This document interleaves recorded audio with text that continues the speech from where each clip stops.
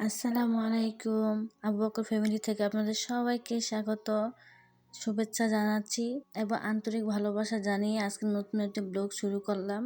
আশা করি আপনাদের ভালো লাগবে। যদি ভালো লাগে প্লিজ চ্যানেলটাকে সাবস্ক্রাইব করে বন্ধু হয়ে পাশে থাকবেন এবং সুন্দর একটি কমেন্ট করে যাবেন যাতে আমিও আপনার বন্ধু হয়ে পাশে থাকতে পারি। এই সকাল সকালে আমি পাকঘরে চলে আসা লাগে, কারণ আমার মেয়েরা সকালে মাদ্রাসা চলে যায়। ওদের ৮টার ভেতরে আবার নাস্তা কমপ্লিট করে দিতে হয়।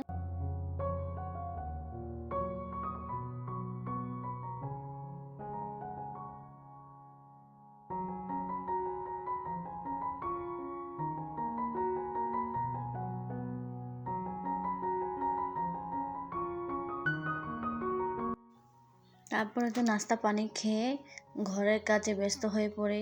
এখন সামনে রমজান, ধোয়া পাকলার কাজগুলো কিন্তু রয়ে গেছে।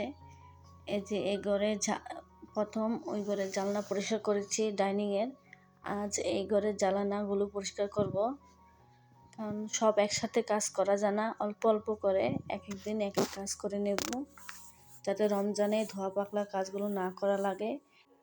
পবিত্র রমজান মাসটা যেন আমরা ইবাদতের সহকারে কাটিয়ে নিতে পারি, তাই আগে ধোয়া পাকলা কাজগুলো গুছিয়ে রাখবো, যাতে রমজানে ইফতারির সময় ইফতারের আয়োজনগুলো কিন্তু যাতে আমাদের কষ্ট না হয়। কারণ রমজানে যদি ধোয়া পাকলা কাজগুলো হয়ে যায়, পড়ে যায় আর কি, তাহলে কিন্তু আমাদের ইফতারের আয়োজনগুলো করতে যাই আল্লাহ পাক আমাদের কিসমতে রাখে সেটাই কিন্তু অলসতা হয়ে পড়ে।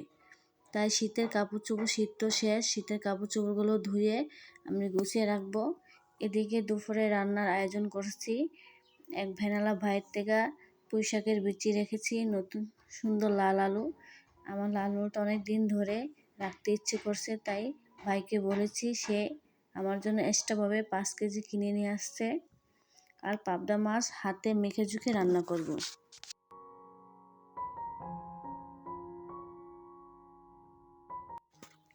এই তো এখন আমি পুঁই শাকের বিচিগুলো ভালো করে ধুয়ে আমি এখানে 2টো আলু কেটে দিয়েছি। তারপরে ভালো করে ধুয়ে আমি রান্নাটা করে নেব।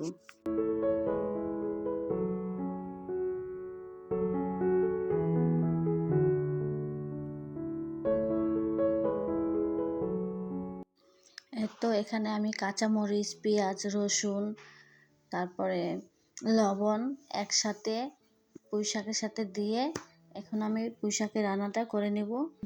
গতকালকের কিছু পোলাও ছিল, সেটা আর কি গরম করে দিচ্ছি ওই পাশের চুলায়, মেয়েরা খেয়ে নেবে না।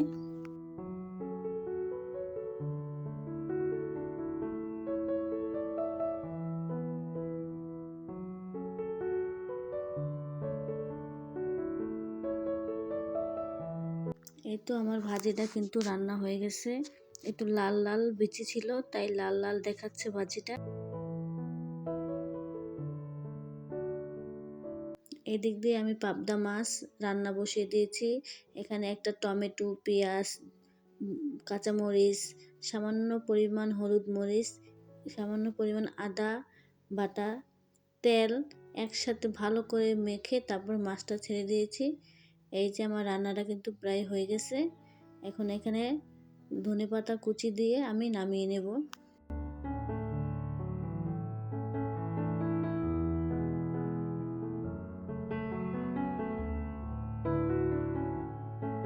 যে আমার ধনেপাতাটা আমি ধোয়ার আগে কাটার আগে ধুইনি, কেটে তারপরে ধুয়ে আবার ছেড়ে দিচ্ছি।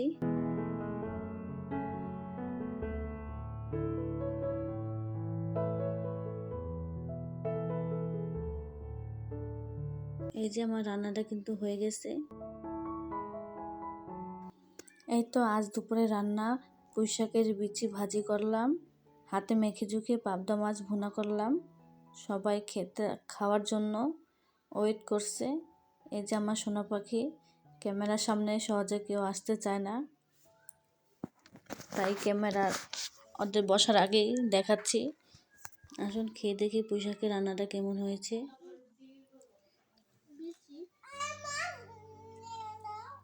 আগে ভাত খাই দেখো মজা।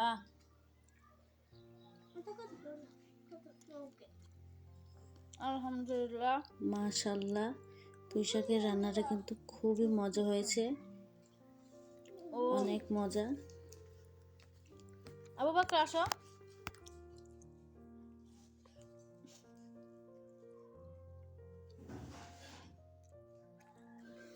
তারপরে তো আমাদের খাওয়া দাওয়া কমপ্লিট হওয়ার পরই আমরা এক জায়গায় যাব, তার জন্য তাড়াহুড়া করে আমরা রেডি হয়ে চলে যাচ্ছি। এই যে আসুন আমাদের সাথে। তারপরে বলছি আমরা কোথায় যাচ্ছি। আমার বড় মেয়ে, আমি, আমার ছেলে, আমার ছোট মেয়ে, ননদের মেয়ে, বড় মেয়ে যাওয়ার কারণে আরও তাড়াহুড়া করে চলে যাচ্ছি, যাতে সন্ধ্যার আগে বাড়িতে চলে আসতে পারি। এখনও কিন্তু রোদ যায়নি।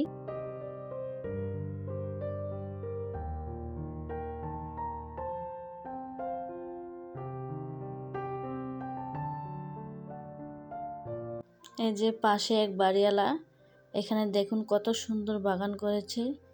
বুদ্ধি থাকলে অনেক কিছু করা যায়। এখানে কিন্তু বালু, তারপরেও শাক পাতাগুলি খুব সুন্দর হয়েছে। এই বাড়িওয়ালা লাগিয়েছে। আমারও ইচ্ছে হয় এরকম একটা করার, কিন্তু আমি তো পেরে উঠতে পারি না। তারপর তো আমাদের শান্তিনগর চলে আসলাম। এখানে শান্তিনগর এসে মেন রাস্তা আমরা চলে আসলাম। এখন রিক্সায় চড়ে তারপরে চলে যাচ্ছি। এটা হচ্ছে চৌরাস্তা আমাদের এখানকার।